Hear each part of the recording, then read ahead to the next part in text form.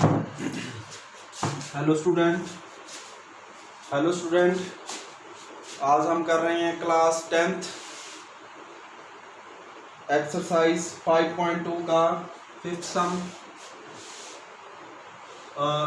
इसमें है find the number of terms in AP. इसमें हमने बतानी है नंबर ऑफ टर्म्स बतानी है इन एपी। तो सबसे पहले हमें क्या दिया है, गिवन क्या है कि ये एक एपी है। ठीक है, एपी आपको मैंने बताया था एपी क्या होती है, उसमें जो डिफरेंस होता है वो सेम होता है। बिकॉज प्रोग्रेशन में जिसमें जो डिफरेंस है उस सीक्वेंस में जिसमें जो डिफरेंस है वो सेम हो तो हम उसको क्या बोलते हैं, एपी बोलते हैं। जैसे ए कितना है 7 है, बी कितना है 13 - 7, तो कितना आ गया डिफरेंस, आ गया अपना 6।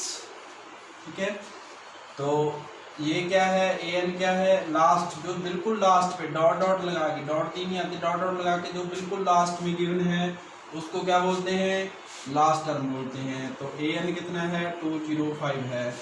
तो इसमें क्या निकालना है, हमने क्या निकालना है, इसमें निकालना है find the number of terms कि हम 7 से लेके 6 के डिफरेंस से बढ़ते हुए 205 पर पहुंच गए। तो इसमें हमने कितनी टर्म्स हैं ये बताना है। Find the number of term mean कि हमने क्या बताना है, एन की वैल्यू बतानी है। आपको बताया था कि एन क्या होता है, नंबर ऑफ टर्म्स कि एक सीरीज में या एक एपी में कितनी टर्म्स हैं उसको हम क्या बोलते हैं, नंबर ऑफ टर्म्स बोलते हैं। मीन कि हमने किसकी वैल्यू निकालनी है, एन की वैल्यू निकालनी है। जब आपको कोई भी सम आप करते हो, जब आपको ये पता चल गया कि गिवन क्या है और निकालना क्या है तो उससे आपका जो सम है आसान हो जाता है। ठीक है, सबसे पहले ये पता करना होता है हमें क्या दिया है, गिवन क्या है और निकालना क्या है। यहाँ पे क्या निकालना है, एन की वैल्यू निकालनी है। ठीक है, तो अब कुछ भी नहीं है, फार्मूला लिखो। फार्मूला क्या है, A N A plus N minus 1 into D. A N की वैल्यू कितनी है 205 है, ए की वैल्यू कितनी है 7 है, प्लस n - 1 इंटू डी की वैल्यू कितनी है 6 है। 205 is equal to 7 plus 6n - 6 205। यहाँ एक माइनस कर दिया 1 प्लस 6n आ गया तो 205, तो ये हो जाएगा 204 is equal to 6n, 6n is equal to 204। तो 6 यहाँ पे नीचे चला जाएगा तो ये कितना आ गया 6 × 18 और 2 इसमें ये आ गई 4। एन की वैल्यू कितनी आ गई 34। ठीक है, ये अपनी वैल्यू आ गई, ये आंसर आ गया एन की। तो जब हम 7 से लेके 205 तक जाएंगे तो टोटल टर्म्स कितनी है, कितनी टर्म्स आएंगी टोटल 34। ये आंसर आ गया इसका। ठीक है, अब देखते हैं हम इसका 6th सम में देखते हैं क्या है। इसमें क्या बताना है हमने, इसमें हमने बताना है कि -150 is a term of the AP 11852। ये हमें लिस्ट दी हुई है एपी की 11852। तो हमने ये बताना है कि -150 इसकी टर्म है या नहीं है। Check whether -150 is a term of the AP. जो गिवन लिस्ट है इसमें ये बताना है कि -150 इसकी टर्म है या नहीं है। ठीक है, तो इसके लिए आपने क्या करना है, इसके लिए आपने देखना है कि n की वैल्यू का क्या आएगी। n की वैल्यू यदि आपकी आ गई पॉजिटिव आती है तो ये टर्म है इसकी, यदि n की वैल्यू नेगेटिव आती है या पॉइंट में आती है तो ये -150 इसकी टर्म नहीं है। क्योंकि आपको बताया था कि जो d होता है वो पॉजिटिव हो सकता है, नेगेटिव हो सकता है, d 0 भी हो सकता है। ठीक है, लेकिन जो n होता है, n क्या होता है, नंबर ऑफ टर्म। किसी भी सीरीज में जो आपकी n की वैल्यू आएगी वो क्या आनी चाहिए, पॉजिटिव आएगी। n की वैल्यू कभी भी नेगेटिव नहीं आएगी और कभी भी 0 नहीं आएगी। ठीक है, यदि ये आती है तो आपकी जो भी लिस्ट में जो भी आपसे टर्म पूछी जाएगी वो आपकी क्या होगी, वो उसकी टर्म नहीं होगी उस लिस्ट की, यदि n की वैल्यू नेगेटिव जहाँ 0 आती है। ठीक है, या डेसिमल में आती है n की वैल्यू, पॉइंट में आती है। ठीक है, डेसिमल में आती है या पॉइंट में आती है या फ्रैक्शन में आती है तो हम क्या कह सकते हैं कि वो उसकी टर्म नहीं है। इसीलिए हमें क्या करना पड़ेगा, इसमें n की वैल्यू आपने चेक करनी है जिसमें ये लिखा हो check whether is a term of the AP. कोई भी आपको टर्म दे देंगे तो वो आपसे पूछी जाएगी कि वो इस लिस्ट की टर्म है या नहीं है, तो आपने क्या करना है, n की वैल्यू निकालेंगे उसमें, ठीक है। जो -150 है उसको क्या लिखेंगे, an लिखेंगे, ठीक है। a की वैल्यू क्या है, 11 है, d की वैल्यू क्या है, 8 - 11 तो -3 है।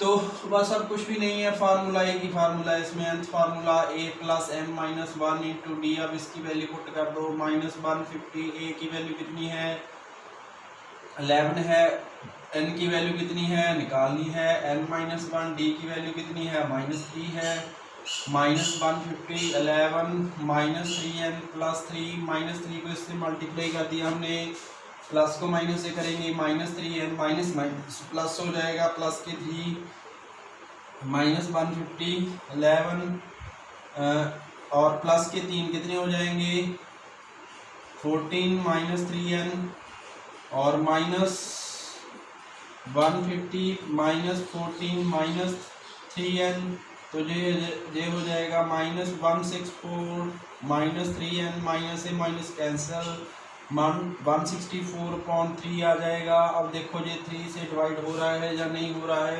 ये 3 से डिवाइड नहीं हो रहा है क्योंकि 5 आ गया, उसके बाद नीचे 14 आ गया, 14 इससे डिवाइड नहीं होता 3 से, तो इसलिए ये क्या है, -150 is not a term of A P. Answer में क्या लिखना है, -150 is not a term of the given A P. ये आंसर आ गया इसका। हाँ जी, हेलो स्टूडेंट, तो अब हम कर रहे हैं इसका sum find the 31st term of an AP whose 11 term is 38 and 16 term is 73।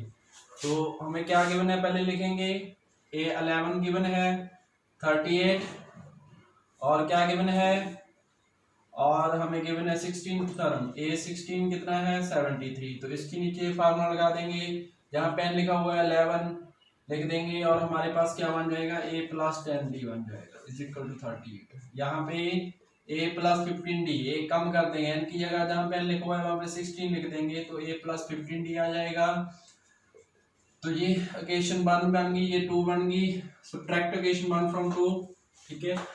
तो सब्ट्रैक्ट लिख के सब्ट्रैक्ट इक्वेशन 1 फ्रॉम 2, तो क्या लिख देंगे, A + 10D is equal to कितना आ गया 38, A + 15D is equal to आ गया 73। इसमें से ये माइनस कर दो, ये कैंसिल हो जाएगा, -5D is equal to -35, minus से माइनस कैंसल, D कितना आ गया आपका 7 आ गया, ठीक है। तो अब पुट द वैल्यू, अब क्या लिखेंगे, put the value of D in equation 1 में पुट कर दो चाहे 2 में पुट कर दो, एक ही बात है, ठीक है। A + 1 में पुट किया हमने, 10 × 7 38, A + 70 38, A is equal to 38 -70, तो A की वैल्यू कितनी आ गई 2 या 6 में से 3 गए 32 आ गई, A की वैल्यू -32। तो हमने क्या निकालना है, 31st टर्म निकालना है, मीन्स कि एक 31 निकालना था हमने। A31 को क्या लिख सकते हैं, A + 30D लिख सकते हैं। A की वैल्यू कितनी है -32 है, +30 × D की वैल्यू कितनी है 7 है, -32 + 2 10 इज इक्वल टू, तो इसमें से ये माइनस कर दो, यदि हम 30 होते तो 180 होता, 180 में से 2 और कर दो 178 आंसर आ गया। यदि आपकी 11th टर्म 38 है, 16th टर्म 73 है और डिफरेंस 7 के डिफरेंस से आगे बढ़ते चले गए और हमने फाइंड करनी थी 31st टर्म, तो वो 31st टर्म क्या होगी 178, ठीक है। अब देखते हैं हम इसका 8th सम में क्या है, AB consist of 50 terms of which third term is 12 and the last term is 106, find the 29th term. इसमें हमें लास्ट टर्म दे दी 106, टोटल टर्म्स कितनी है इसमें हमें कंफ्यूज करने के लिए पहले बता दिया कि 50 टर्म है, 50 टर्म है और लास्ट टर्म हमें गिवन दे दिया, तो इसका मीनिंग क्या हुआ कि जो 50 टर्म है वही आपकी लास्ट टर्म है। ठीक है, मीन्स कि 50 हमें दे दिया 106 वैसे तो लास्ट टर्म है an है, लेकिन हमें n की वैल्यू गिवन दे दी। जो 50 है ये क्या है, टर्म्स है। टर्म्स मीन्स कि एक सीरीज में या एक लिस्ट में कितनी टर्म्स है, कितनी टर्म्स है, टर्म्स हमारे पास 50 है। इसका मीनिंग कि जहां ये जो लास्ट टर्म है वहां पे n की वैल्यू क्या लिख सकते हैं, 50 लिख सकते हैं। एक टी गिवन है हमें 106, जो n है वो 50 है, इसमें n की वैल्यू 50 है, an कितना है 106 है, और थर्ड टर्म हमें दी है 12, फाइंड कौन सी करनी है 29। जब आपको ये पता चल गया क्या गिवन है, क्या फाइंड करना है, तो आप सम अपने आप कर सकते हो। ठीक है, n गिवन है, an गिवन है, a3 गिवन है, a29 इसमें निकालना है। फार्मूला एक ही है, nth formula an is equal to a plus n minus 1 into d. ठीक है, तो क्या निकालना है हमने, a29 निकालना है। लिखो फिर a50 को क्या लिख सकते हैं, यहाँ पे n लिखा हुआ है वहां 50 पुट कर दो, कितना आएगा a plus 49d, a plus 49d is equal to 106। यहाँ पे 3 लिखा हुआ है, n लिखा हुआ है जहाँ पे, वहां पे आप 3 पुट कर दो, कितना आएगा, ये फर्स्ट इक्वेशन बन गई, कितना आएगा a plus 2d is equal to 12, ये सेकंड इक्वेशन बन गई। अब क्या निकालना है, हमने निकालना है a और d की वैल्यू निकाल लो, क्योंकि a29 निकालने के लिए हमें क्या करना, क्या किसकी जरूरत पड़ेगी, a और d की जरूरत पड़ेगी, a प्लस 28d। ठीक है, तो a और d की वैल्यू से फाइंड कर लो। कैसे फाइंड करेंगे, सब्ट्रैक्ट कर देंगे, माइनस माइनस ये कैंसिल हो जाएगा, और ये है आपका 49 में से आपने 2 निकाल दिए, कितने आगे 47d, और 106 में 12 निकाल दिए माइनस के, तो कितने आगे 94d इज इक्वल टू कितना आ गया 2 आ गया, क्योंकि 94/47 करेंगे d की वैल्यू 2 आ गई। अब d की वैल्यू चाहे इसमें पुट कर दो चाहे इसमें पुट कर दो, एक ही बात है, इसमें पुट कर देते हैं। पुट द वैल्यू ऑफ, यहाँ पे लिख लेना, put the value of d is equal to 2 in equation number 2।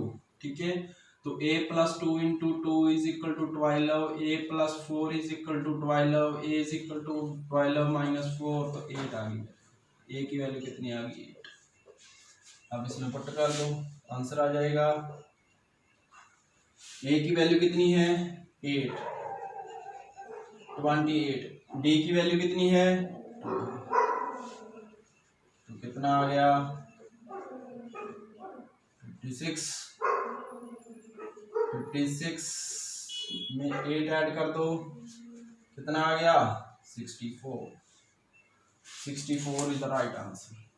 ठीक है, 56 plus 4 60, 60 plus 4 64 is the right answer. चलो, ये हो गया आपका 8 सम।